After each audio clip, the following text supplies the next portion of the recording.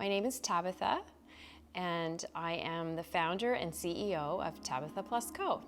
My name is Pam Matheson. I'm the owner and designer of the Esme Original Jacket. My name is Sarah Andrews, and I am the founder of another shop, Satva Boutique and Satva by Sarah.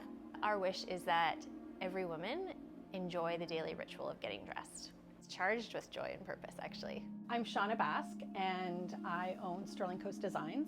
I'm a formally trained goldsmith and designer, and I work primarily in silver with other stones and pearls and such. My name is Shelley Boutlier, and I am co-owner with my sister in a business that is creating Aboriginal clothing. My name is Connie Canning. I've been at this work for quite a few years by just dabbling in it mostly.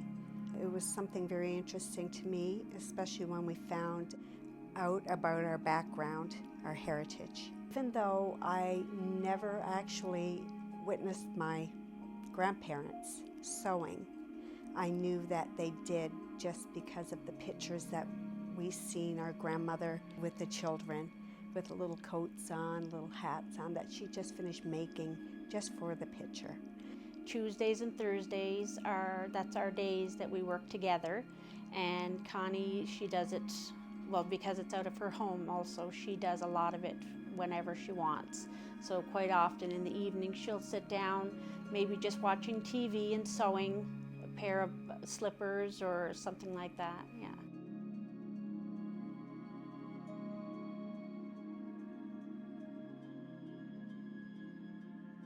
I've always sewn. I always made my own clothes when I was little, and one day about 9 or 10 years ago I had made a jacket, and my friend said, "Oh, Pam, if you made those to sell, I would buy one." And I thought, well, okay, maybe I should.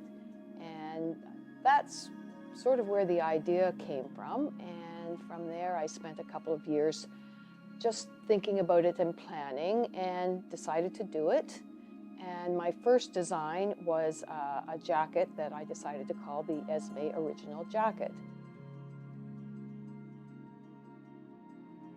I have been Shauna Bask in galleries for, well, since graduation and even before. It was a big move for me to move to the South Shore of Nova Scotia. It took me a long time to find a place that would work for me. And so I did. Now, after months of getting my studio ready, I worked really hard and developed some of my product lines, had them built, and my first show was at the Hubbard's Market. I set up, I had a lovely day, and I made zero. Didn't sell a thing, but it was an amazing day. I made some contacts. I looked at how I was displaying things. I wanted my table up higher. I don't know, I love looking at the picture of that first show, because my displays, they've changed a little. My tables have certainly changed, but it still looks like me. I know that that's now Sterling Coast Designs. Where it all started, a long time ago, and I would say that all my life experiences led me to where I am today. There are many individuals that I have to thank in this journey. This was never a hobby. For me, initially, making things for family and friends was something that felt right. Now, making leather bags or leather accessories comes from a place of love and fulfillment. So I don't really see it as a job. I don't really see it as a hobby. I see it as living my dream. So Satva by Sarah started about midway through the pandemic. It came up for a couple of reasons. One was some supply chain. One was the influx in digital marketing and direct-to-consumer communication. And the other was to create something specifically for our customers. So I got really curious about what it would be like if we created garments along with our customers, and how do we get that dialogue going, like through customer feedback. We learn most about our customers at the fitting rooms. I think we all want to be beautiful.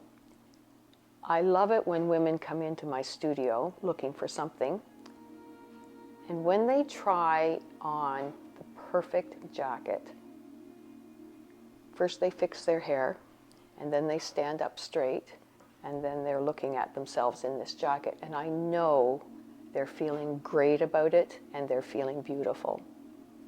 And that is so true. I see it all the time. Sustainability to me is looking at it from a broader lens at everything that we do in more of a mindful manner. For an example, I'm a vegetarian. I'm doing my part in having less of an impact on the carbon footprint, but also working with leather. Leather is a byproduct of the food industry. So if the product that I make, the accessories that I make, are one of the only beautiful things that comes from that animal's life besides feeding someone, then I feel that that life wasn't in vain. I've always loved sewing. It's amazing actually to see how enthused people are about something that we've created on our own. I didn't realize how wonderful I would feel about it until I really got into it. It makes me feel really good knowing that we're doing things that our grandparents did. And I even remember stories that our mom told us about her mom, about her doing her sewing and making little boots for her and coats, this type of thing. So it makes me feel like, I'm really part of my heritage. Using the product and sewing with my hands, it just brings me that really deep feeling of like I accomplished what my ancestors accomplished. This generation that's coming up, they're taking the traditions more seriously, and they want to get into the old tradition of bringing these things back, like they're sewing mucklucks and moccasins, and they really want to do that. That would be the traditional way that they want to follow into this. I'm the same way. I love tradition. Using my hands to sew the seal pelts together to make a product is just so enriching. It just brings me joy to see the actual product at the end of the day, knowing that there are people out there that would really love to have it, to wear, not just hang up, but to put my stuff on, my clothing that I make, put it on and use it and be proud of it.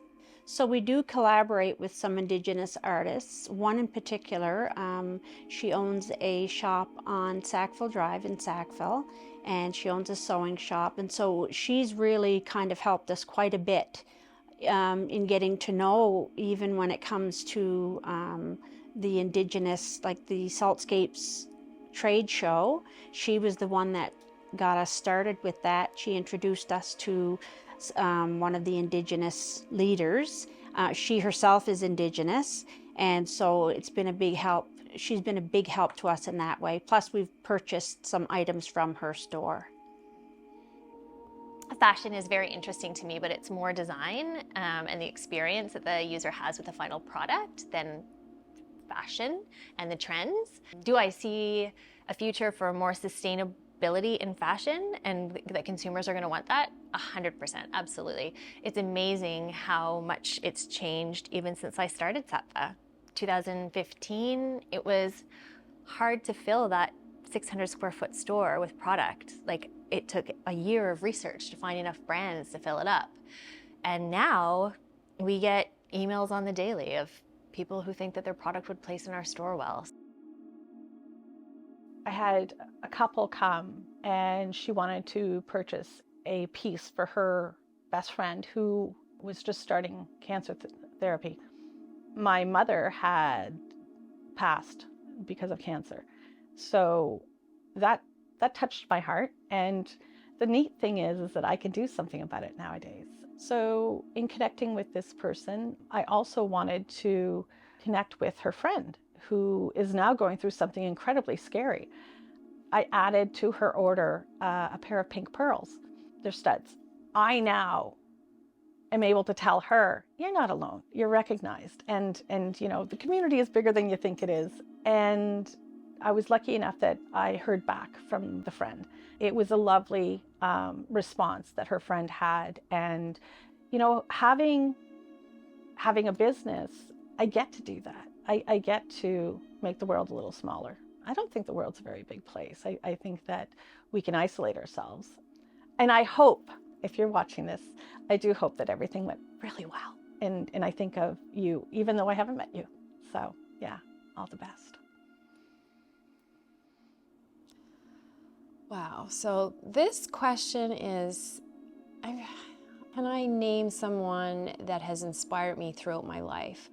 Personally, it was my sister who inspired me because she was a real out-of-the-box thinker. She lived life to the fullest and in the moment. So she's taught me to live for each day and not think too far ahead for the future, and and enjoy life. When it comes to being a consumer and you buy local, you're actually choosing how your community is developed, what it looks like. I know that we all don't have the means to only shop local. Sometimes that is more expensive. But if we all make a point to substitute one or two things and buy local, then we do get to have a choice in what kind of community we build. So if it's not that much more expensive to purchase let's say a cleaning product, or even your bar of soap, like if we all just went, you know what, I'm going to buy local made soap. Why not? It'd be nice to see Halifax as a shopping destination. I think a lot of our residents shop when they travel. So it'd be nice for other Canadians who come here to visit to also be like, I'm going to Halifax, I'm going to shop while I'm there. Oh, what do I love about Atlantic Canada? Always makes me a little teary when I think of it, because I feel that everyone looks out for each other. And yeah, it's home. I'm a little biased because I did grow up here, but I have to say that one of the things that I love, well, there's more than one thing. It's like everything. I can't pick just one thing, but I think that it's the fact that we're surrounded by the ocean. We're surrounded by beautiful people that care, that would open their door for anyone, that we're very community driven, we're kind, and that's, I think, some of the key things about what I love about living here.